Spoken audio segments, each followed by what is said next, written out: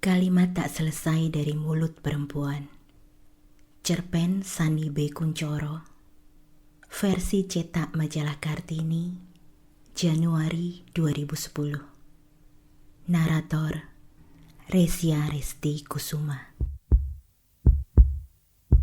Aku tercenung di depan pintu, menahan debaran jantung yang berdegup kuat demi mendapati sepedamu tersandar di dinding pagar.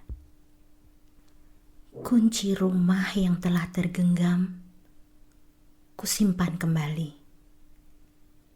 Pastilah tak lagi kuperlukan, setidaknya untuk saat ini, karena kuncimu telah membuka pintu itu. Entah berapa lama aku berdiri di situ. Tepatnya, aku berusaha untuk tetap berdiri. Sementara benak terbelah antara dua keinginan. Di satu sisi, aku ingin menerobos masuk dan menemukanmu dengan segera. Sementara sisi lainnya tak hendak beranjak. Atau bahkan hendak undur diri karena keraguan yang tak terkendali. Kuperlukan beberapa kali helaan nafas panjang sebelum kemudian mendorong pintu dan melangkah masuk ke dalam rumah. Kutemukan sepatu kanvasmu di sisi sofa dengan kaos kaki yang berserak. Selalu begitu.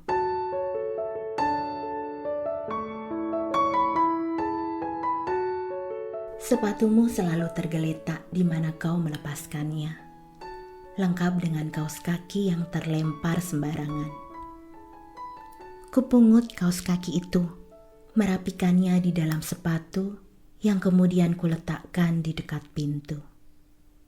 Kusadari kemudian, kulakukan hal itu dengan bahagia kali ini.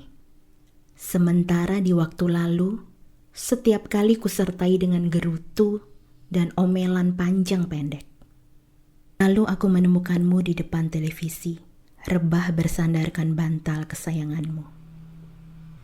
Datangmu sudah lamakah? Tanyaku lebih serupa basa-basi yang kuucapkan dengan berdebar.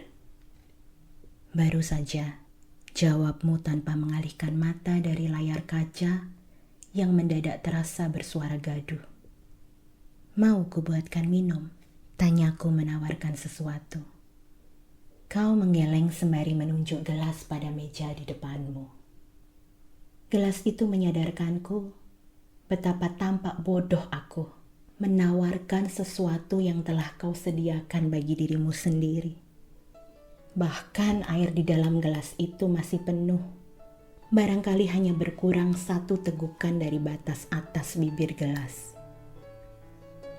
Lalu aku berdiri dengan canggung, nyaris kehilangan akal untuk melakukan sesuatu. Sementara matamu tak juga beralih dari layar kaca dengan siaran yang berganti-ganti itu.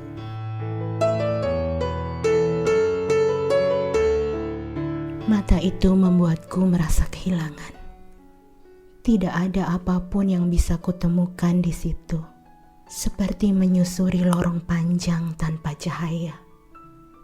Sementara anganku berharap tentang sekumpulan kunang-kunang yang terbang beriringan, entah membawa kangen yang samar atau senyum yang tersipu. Harapan yang sia-sia. Apakah aku tak lagi berhak atas harapan-harapan semacam itu? Aku pun memilih cara paling aman, yakni menyingkir darimu dan menuju ke pompongku. Kurebahkan diri dan bergelung sedemikian rupa, serupa larva dalam masa tidur menanti sepasang sayap teranugerah baginya. Menjelang petang, aku terbangun dan mendapati diri dalam cahaya remang lampu kamar yang telah menyala. Sendirian, kutatap sisi ranjang di sampingku. Lapisan tilam di atasnya tampak rapi, lengkap dengan bantal pada posisi semula. Tak ada yang berubah pada posisi itu, entah sejak kapan dan berapa lama. Pertanda tak ada yang menghampirinya, atau tepatnya tak ada yang menghampiriku. Lalu sesuatu itu menghampiriku, sebuah rasa terabaikan. Saat diri tak dikehendaki oleh seseorang yang kepadanya lah harapan dan rinduku bermuara. Yang ku dapatkan kemudian adalah kepedihan. Dengan kepedihan itu kubawa diriku melangkah ke dapur, mencari sesuatu yang barangkali bisa menawarkan kepedihan. Entah sekadar teh hangat atau kudapan sederhana. Di dapur itu aku menemukanmu sedang menyeduh sesuatu, barangkali kopi atau teh. Mau? Tanyamu sesudah menatapku sekilas. Tatapan yang tanpa perasaan. Tawar agaknya istilah yang tepat. Tidak ada kebencian, tidak pula rasa sayang. Aku mengangguk sembari duduk. Tanpa gula, kataku. Ini kopi akan terlalu pahit bila tak bergula, katamu, tanpa mengalihkan mata dari cangkir di depanmu. Tak apa, jawabku lirih, sembari menyembunyikan kepedihan. Kau tuang air panas pada sesendok kopi di dalam cangkir.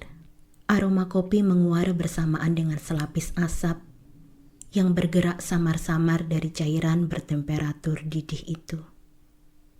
Aku selalu senang mengamati gerak asap semacam itu. Melayang lembut, meliuk mengarah ke atas untuk kemudian menipis dan sirna dengan segera. Lalu meninggalkan secangkir kopi yang melahirkannya berangsur hangat untuk beberapa lama.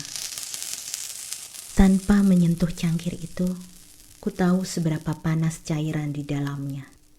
Sebaliknya, pada saat bersamaan, ku rasakan betapa dingin tatapan yang ada padamu saat ini. Alangkah datar perasaan yang menyertainya. Tanpa ceruk lembah ataupun tebing, yang barangkali pada setiap celahnya ada tersimpan rindu yang sempat tertinggal. Namun, lihatlah, alangkah datar hatimu, tak menyisakan apapun.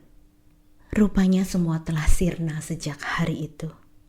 Mungkin aku memang tak berhak lagi meminta kerinduan yang pernah kau punya, tapi tidak kuduga bahwa sekedar remah-remah pun tak lagi tersisa. Uap panas masih mengepul samar-samar dari kopi seduhanmu. Tapi di depanmu aku nyaris menggigil demi satu pertanyaan. Sungguhkah kisah kita akan segera selesai?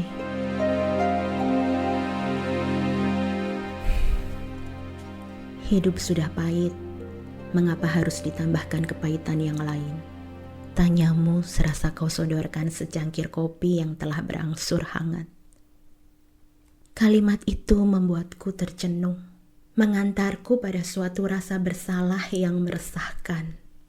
Membuatku bertanya pada diri sendiri, aku yang tak lagi berhak meminta kerinduanmu, apakah tak diperkenankan juga memintamu untuk melupakan kepahitan yang pernah kusuguhkan? Atau justru kedatanganmu ini untuk melakukan penyelesaian, yaitu perpisahan? Aku mendadak merasa cemas, sekaligus merana pada saat yang sama. Ku teguk kopi dengan segera. Rasa panas dan pahit mengaliri lidah dan tenggorokan, menimbulkan rasa tusukan-tusukan kecil yang pedih. Ku tahan sakit itu tak berdaya. Aku lapar, tapi kau tak punya apapun yang bisa dimakan, katamu kemudian. Maaf, aku menunduk menekan rasa bersalah sekaligus malu. Ku ingat beberapa waktu yang lalu masih kusimpan beberapa jenis roti dan kumasak sesuatu yang biasanya kau suka. Tapi ternyata setiap kali aku harus menghabiskannya sendirian, karena kau tak pernah kembali sejak berangkat pada sebuah pagi. Pamitmu pagi itu tak beranjak dari ingatanku. Aku pergi, katamu dengan ransel tersandang di bahu. Sepedamu telah siap di ambang pintu. Itu adalah pagi yang berlapis kabut tipis dengan bias matahari yang redup. Ya, kataku setengah mengantuk, mengesampingkan perasaan aneh yang menghampiri. Tidak biasanya kau membawa ransel pada kegiatan olahraga di pagi hari. Sejauh ini yang kau bawa hanya tas pinggang berisi ponsel, handuk kecil, dan botol air minum. Menjelang tengah hari baru ku tahu apa arti ransel itu. Seperangkat bekal untuk meninggalkan rumah, atau lebih tepat, meninggalkan aku. Aku tak hendak mengakuinya. Aku tetap ingin berpikir bahwa kau hanya sedang mengayuh sepeda menyusuri jalan di pagi hari dan akan kembali sesudah adrenalinmu tuntas, seperti hari-hari sebelum ini. Maka aku tetap memasak untukmu. Namun, tiap kali hidangan itu mendingin, tak terjamah, lalu basi sia-sia, serupa penantianku. Begitu berulang-ulang, entah untuk berapa lama. Maka aktivitas itu kuhentikan, sekaligus meredakan penantianku. Walau ternyata aku belum bisa benar-benar berhenti menunggumu. Selalu ada resah yang samar setiap kali muncul suara-suara di ambang pintu, yang ternyata sejauh ini tidak menandakan apapun yang berarti tentangmu. Kecuali kali ini, kau pulang. Sesudah penantian yang entah sejak kapan. Ayo ke resto di ujung jalan. Seingatku, ada bubur ayam sedap. Ajakmu menghentikan lamunanku. Tentu aku setuju. Kita berjalan bersama menuju resto itu. Saat menyeberang jalan, kau memeluk bahuku sebentar. Sangat sebentar, karena sesudah itu langkahmu nyaris meninggalkanku. Tapi tak akan kulupa pelukanmu itu, meski sangat yang sebentar. Akan tercatat dengan tinta tebal dalam ingatanku. Ketika itu aku ingin memintamu untuk menggandeng tanganku. Bukan karena khawatir tertinggal langkahmu yang bergegas, melainkan karena aku tak ingin kau tinggalkan. Namun, berhakkah aku meminta? Hatiku sakit menyadari betapa tak ada dayaku mengajukan permintaan sederhana itu. Sama tak mempunyai memintamu untuk melupakan pengkhianatanku. Ku ingat jelas bagaimana pengkhianatan itu kulakukan. Kau menemukanku sedang termenung pada 1 tengah malam. Purnama tepat di atas kepala saat aku tiba di rumah. Dan kau menungguku di temaram ruang baca. Cahaya purnama yang menembus jendela meredup serupa lelatu yang berpijar dari api rokok di antara jemarimu. Selarut ini kau baru pulang. Dari mana? Tanyamu. Reuni kecil. Beberapa teman sealma mater saling kontak melalui Facebook dan bikin reuni. Jawabku. Kau bertemu dengannya, kau bertanya menyelidiki. Pertanyaan yang seketika melemparkanku pada sebuah hutan berhujan entah di belahan dunia sebelah mana. Akar liar tumbuh di sana, menjalar segala arah serupa jerat kebimbangan yang sekarang mengikatku. Kau tetap ayu serupa dalam anganku, di masa lalu hingga kini, bisik seseorang kepadaku beberapa saat yang lalu. Bisikan yang membuatku tersipu dan menghadirkan gairah masa muda, sekaligus melambungkan naluri manja dalam diriku. Apakah kau pernah melambungkanku seperti ini? Anganmu bohong belaka, sergahku seakan berkelit.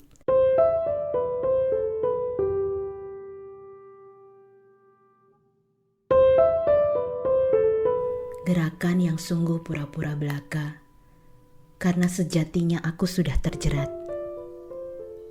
Tak ada lagi keayuan itu padaku. Ini hanya sekedar bekasnya. Lihat ujung mataku, telah berkerut.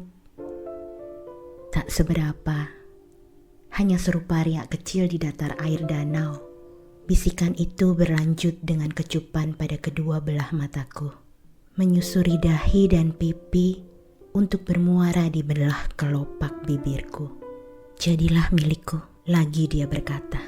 Serupa permintaan yang sulur-sulurnya merambat cepat, seakan bergegas membentuk balutan hangat. Hangat balutan itu. Akankah membawaku menuju nirwana? Seketika aku terhenti. Ku lepaskan diri dari sulur-sulur yang menjerat. Ku tanggalkan balutan hangat yang menyertainya. Bukan karena tak kuhendaki nirwana, melainkan karena ku tahu aku tak perlu menuju ke sana. Aku sudah berada di dalamnya. Telah kumiliki nirwana itu bersama seseorang yang menungguku di rumah. Apa yang telah kami miliki tak hendak kutukar dengan nirwana semu yang ditawarkan seseorang dari masa lalu ini. Dia memintaku untuk tetap tinggal. Jawabku kemudian dengan mata menerawang, melepas pergi bayang nirwana semu yang tak ku kehendaki. Lalu, suaramu mendadak tajam meruncing. Aku ingin, tapi kau boleh kembali padanya bila itu maumu. Lakukanlah tugasmu dengan tajam dan dingin. Sedemikian cepat kalimat itu memotong tanpa memberi kesempatan padaku menyelesaikan kalimat yang kemudian menjadi penggalan kalimat tak utuh yang tak selesai hingga kini. Tak juga hari-hari sesudah itu. Kau memilih bersepeda ke kantor, berangkat lebih pagi dan pulang larut, tanpa menjamah sarapan ataupun makan malam di rumah. Kau lebih memilih tertidur di depan televisi atau di ruang baca. Membiarkan bantal dan tilam di sampingku jadi dingin terabaikan hingga pagi. Tiap kali dingin yang sama menjalariku, membuatku menggigil tanpa balut kehangatan yang dulu kau rengkuhkan untukku. Kemudian kau benar-benar pergi pada hari itu. Ingatan pada hari itu membawa kepedihan yang dalam. Aku terjebak pada kepedihan itu, membuatku tak mampu melangkah. Langkahku terhenti sementara kau makin menjauh. Hingga beberapa saat kemudian, kau sadari bahwa aku tertinggal jauh dan tak lagi mengikuti langkahmu. Kau berhenti, kita bersilang tatap di antara jarak terentang, di bawah cahaya lampu merkuri yang menerangi remang langit senja. Menyelusup pendar itu di antara ranting akasia yang tumbuh berjajar di sepanjang jalan setapak. Apakah kau menungguku atau justru rentang jarak ini yang kau inginkan? Aku menggigil oleh rasa takut akan mendapatkan jawaban yang tak kuinginkan. Lalu kau mendekat. Saat yang sama aku tak hendak berlama-lama dalam ketidakpastian. Pada sesuatu yang mengambang. Juga tak hendak melewatkan sebuah kesempatan yang ingin kuraih. Kalau aku memintamu untuk melupakan pengkhianatan itu, apakah itu berlebihan? Tanyaku dengan nada gemetar yang tak tersembunyikan. Matamu lurus mengarah padaku, seakan membelahku menjadi penggalan yang rapuh berserak tak tentu arah. Entah berapa lama. Aku tidak bisa melupakan, tapi aku bisa memaafkan, katamu sesudah itu. Tapi kenapa sih kamu seperti tak hendak memberi maaf? Sergahku serupa gugatan. Kau tak pernah memintanya. Lihatlah, kau bahkan membiarkanku tersengal-sengal menahan nafas demi mengikuti langkahmu. Bukan begitu. Kau memilih tidur di kamar ketika aku datang. Tak menanyakan kabarku. Kurasa itu semacam isyarat tak menghendaki aku kembali. Suaramu lirih menyimpan keraguan yang menyakitkan. Kau memelukku hanya sebentar. Sebelum kau tepis, katamu memotong. Karena itu akan membuatku sangat sakit hati. Aku sebenarnya tidak berkhianat. Tuduhanmu terlalu dini bahkan sebelum ku selesaikan kalimatku. Apa kalimat yang belum selesai itu? Bahwa aku bahagia menjadi milikmu. Benarkah kau tampak terkejut? Mengapa sangsi? Betapa tidak, kau sangat nelangsa ketika itu. Ciri khas patah hati. Dengan ekspresi sejelas itu, laki-laki mana yang bertahan mendapati istrinya patah hati demi laki-laki lain? Katamu dengan nada gugat yang tertahan. Aku tidak patah hati, hanya terjebak kenangan sesaat. Tapi kau, apakah kita akan bertengkar di sini? Bila itu maumu. Kamu diam, tampak memikirkan apa yang hendak kamu katakan. Bagaimana kalau time out dulu? Aku lapar sekali, apalagi membayangkan bubur ayam yang sedap itu. Tampak memikirkan apa yang hendak kamu katakan. Bukannya bubur buatanku lebih sedap? Iya sih, tapi tidak selalu mudah membujukmu untuk memasaknya. Aku perempuan, kadang-kadang kuperlukan bujukan semacam itu. Begitu? Nah, kalau aku memintamu untuk memasak bubur itu sebagai menu sarapan kita esok pagi, apakah kau bersedia? Katamu dengan nada memohon yang tak tersembunyikan. Vice versa, kalau aku memintamu untuk menempatkan aku di dalam pelukanmu, apakah kau bersedia? Kataku dengan sirat permohonan yang sama. Segera kau meraihku, melingkarkan lenganmu di bahuku. Kudapati diriku serasa berada pada sebuah kepompong hangat, menenteramkan yang membungkusku dari hutan berhujan yang tempiasnya mendera tak henti. Aku selalu mendapatimu di dalam hatiku, katamu. Suaramu berbisik, sangat pelan, namun bergema jauh pada seluruh dinding dengarku, tersimpan dalam benak. Hatiku tak melambung, melainkan hangat. Bukankah itu lebih baik? Karena sebuah lambungan justru akan terhempaskan sesudahnya. Dan kupastikan pada diriku sendiri untuk tidak mengulang pengkhianatanku, sesamar apapun khianat itu. Langkah kita berlanjut sesudah itu, menyusuri trotoar dengan pepohonan akasia di pinggirnya. Beberapa kuntum bunga kuning itu melayang, menyentuh kami, lalu jatuh tertebar di sekitar langkah kaki. Amboi, seakan menjadikan kami serupa pengantin baru yang melangkah di antara taburan bunga, menyusuri dataran nirwana yang kami punya.